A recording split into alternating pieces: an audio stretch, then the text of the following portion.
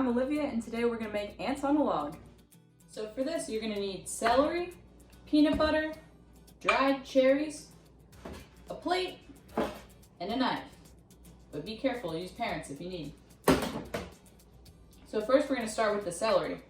Break off a big piece. Give it a quick wash.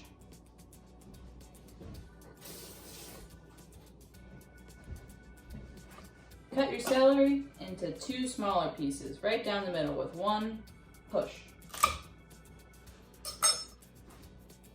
You can position your celery on the plate.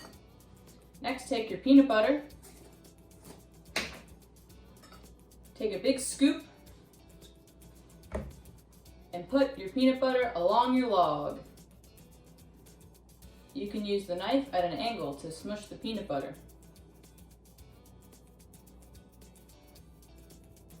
Take another scoop and do the other side.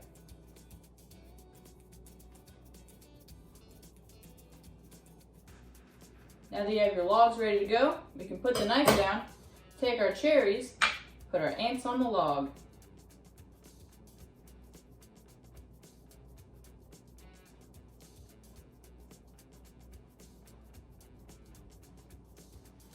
There we go.